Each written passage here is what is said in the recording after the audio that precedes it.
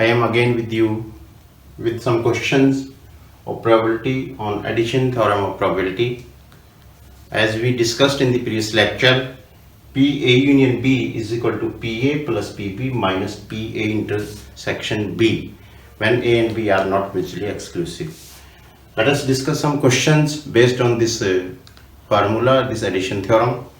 Question is E and F are events such that probability of E is 1 by 4 and probability of F is 1 by 2. Then P, E and F are is equal to probability of E and F are 1 by 8. Find probability of E or F, probability of E naught and F naught. This is the question from NCERT. Let us see how we can solve it. Here PE is given 1 by 4, PF जो दिया हुआ है 1 by 2, PE and F, यहाँ पे and आया है। मैंने previous lecture में आपको बताया था कि एंड आते ही हम किस चीज का यूज करते हैं, इंटरसेक्शन का। तो it means PE intersection F, यहाँ पे मैं लिख सकता हूं PE and F is equal to PE intersection F is equal to 1 by 8। ये सब दिया हुआ है, हमने कैलकुलेट करना है प्रोबेबिलिटी ऑफ E और F। E और F means probability of E और का मतलब यूनियन F। सिंपल सी बात है, इसका फॉर्मूला हम लिखें PE plus PF minus PE intersection F। We will get the answer 1 by 4, 1 by 2 minus 1 by 8. 8 is LCM, 2 plus 4 minus 1, 6 minus 1 by 8, 5 by 8. This is P, E or F. Next thing is asked PE naught and F naught।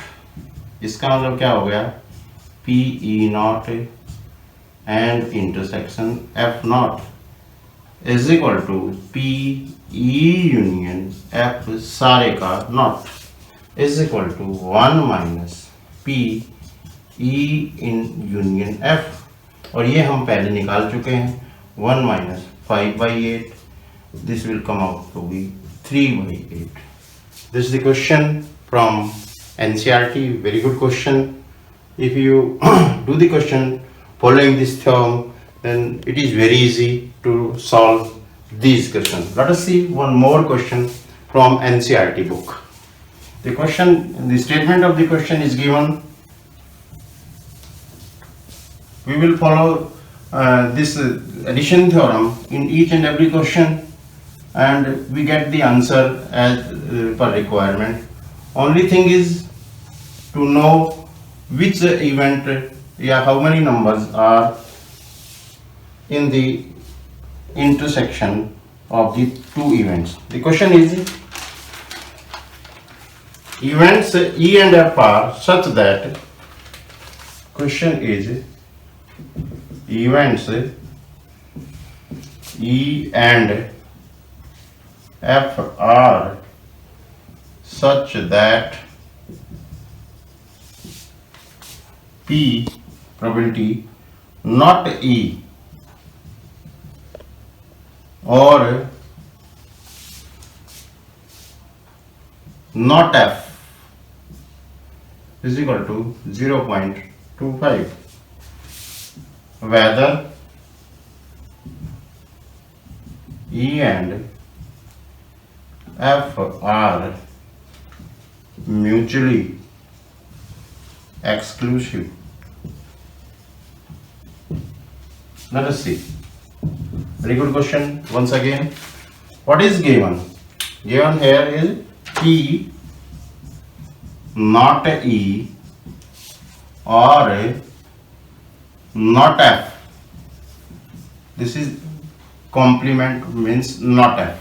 0.25 means P E naught or means union F naught is equal to 0.25 P E intersection F not is equal to 0.25, 1 minus P E intersection F is equal to 0.25, 1 minus 0.25 is equal to P E intersection F 0.75 is equal to PE intersection F. From here we get PE intersection F is equal to 0.75, which is not equal to 0. Therefore, E and F are not mutually exclusive. तो यहाँ से ये बात clear है कि mutually exclusive होने के लिए क्या कंडीशन थी कि पी ई इंटरसेक्शन एफ 0 आना चाहिए था। ये 0.75 आया है, इसका मतलब क्या हुआ, ई और एफ म्यूचुअली एक्सक्लूसिव नहीं है। This is also very good question. Let us see one more question. A card is drawn at random from a well shuffled deck of 52 cards. Find the probability of its being a heart. जो probability इसने पूछी है वो मैं लिख रहा हूँ। The being a heart or a king, यानी कि एक कार्ड जो ड्रा किया है 52 कार्ड से, वो या तो एक हार्ट का कार्ड है, heart, A card of heart H, और ए किंग, किंग को के से कहा। तो अब one card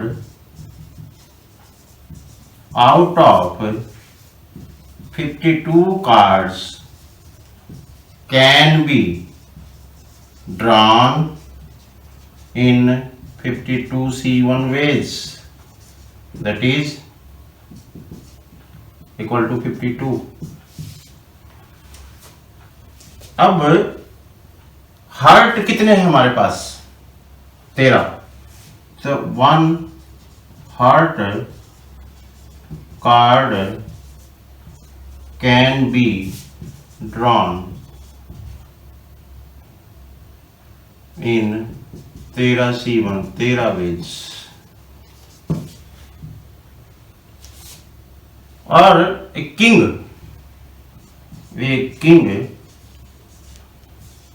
can be drawn in, king कितने होते हैं, बादशाह कितने होते हैं, 4, 4C1, 4 ways। therefore probability of drawing heart card PH 13/52, probability of drawing king PK 4/52। अब वो कहता है या तो H हो या K हो, it means H union K चाहिए। तो फार्मूला अप्लाई करेंगे तो क्या बन जाएगा, probability of H plus probability of K minus probability of H union intersection K। तो H intersection K, heart king, पान का बादशाह कितना है, 1। तो यहां से probability of H intersection K 1/52। तो therefore P H union K is equal to 13/52 plus 4/52 minus 1/52, 16/52, 4/13 is the required probability. This is how we can calculate the questions based on this addition theorem. One very good question. 2 unbiased die are thrown. Find the probability that 2 die draw की गई हैं और probability निकालनी क्या है, neither a doublet nor a total of 10 will appear. Question थोड़ा सा statement को ध्यान से समझेंगे तो हम अपने आप आसानी से कर लेंगे। मैं वही क्वेश्चंस लेने के प्रयास कर रहा हूँ जो एनसीईआरटी या आपके सिलेबस में इम्पोर्टेंट क्वेश्चंस हैं। तो अगर आप इनको करेंगे तो बहुत सारे क्वेश्चंस आप खुद ही कर पाएंगे। तो क्वेश्चन है, two unbiased dice are thrown. Find the probability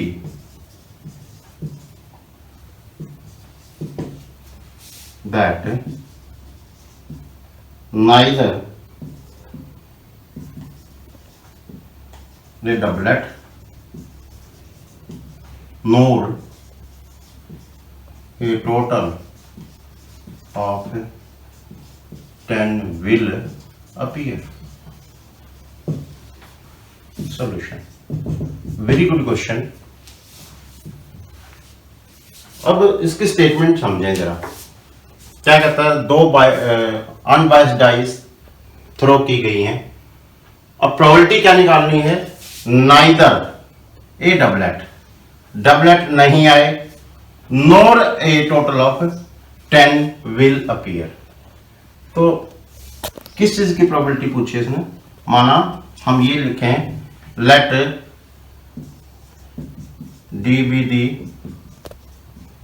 event of getting doublet and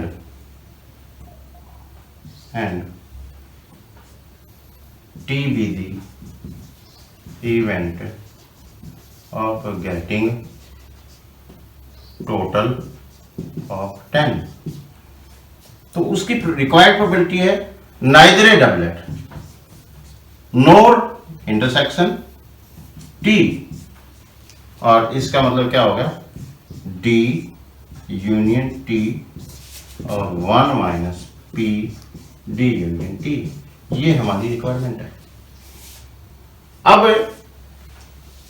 D be the event of getting doublet total possible outcomes कितने होते हैं टू डाइस में, 36। Total possible outcomes equal to 36। Total possible doublets जैसे कि पहले भी किया था हमने कि 1 1 2 2 3 3 4 4 5 5 6 6, कितने हो गए, 6। तो प्रोबेबिलिटी ऑफ डबलेट क्या आ जाएगी, 6/36 1/6। सिमिलरली टोटल ऑफ 10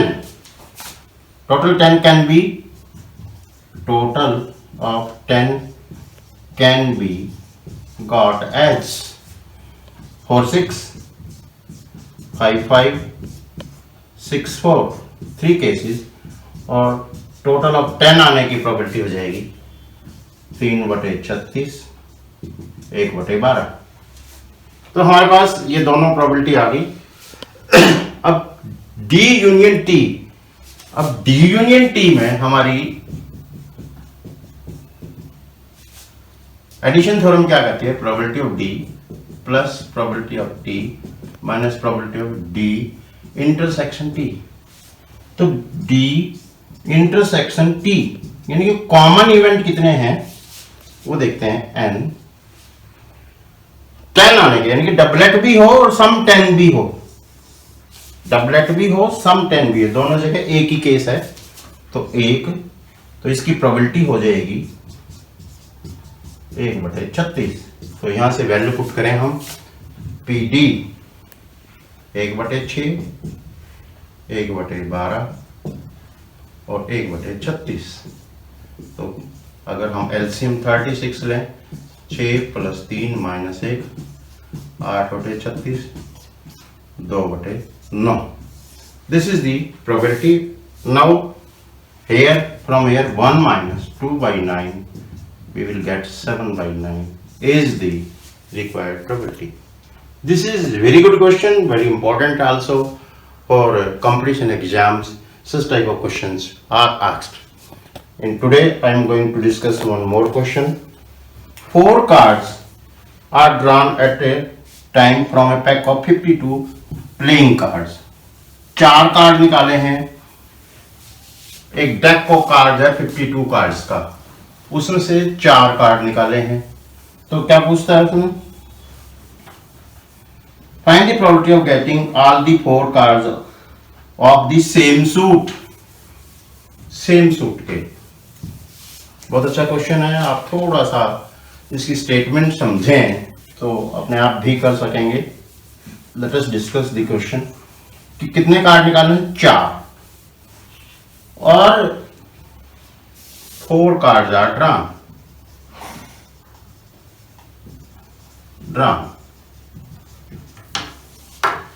और रिक्वायर्ड प्रोबेबिलिटी है all the 4 cards are of same suit, यानी कि सभी एक ही प्रकार के हैं। इसका मतलब क्या हुआ कि all are spade और all club और ऑल हार्ट और ऑल डायमंड।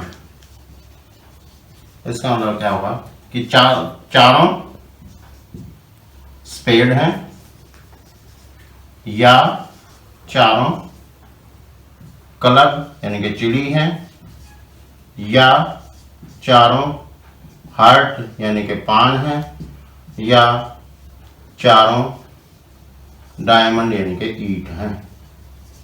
अब यहां पे क्वेश्चन ये आता है, क्या ये इवेंट स्पेड आना, क्लब आना, हार्ट आना, डायमंड आना म्यूचुअली एक्सक्लूसिव है कि नहीं? बिल्कुल म्यूचुअली एक्सक्लूसिव है। तो इट मीन्स पी, अगर इसको इवेंट में ए कहूं, इसको बी कहूं, इसको सी कहूं, इसको डी कहूं, तो A union B union C union D, यानी कि ए आई या और बी आई या सी आई या डी आई म्यूचुअली एक्सक्लूसिव है। तो P A plus P B plus P C plus P D और 4 हर एक के 13 कार्ड हैं, 13 सी 4 52 सी 4, इसके भी 13 सी 4 52 सी 4 13 सी 4 52 सी 4 और 13 सी 4 52 सी 4। It means 4 into 13 C4 upon 52 C4, and from here 4 into 13 12 11 10 52 51 50 49. This is how we can calculate this very easily. These were some questions on addition theorem. You got some more questions from your books, and you can solve these questions yourself now. This is how this addition theorem can be applied on the probability, mutually exclusive event, and those which are not mutually exclusive. I hope you will do such type of questions very easily now. Thank you very much.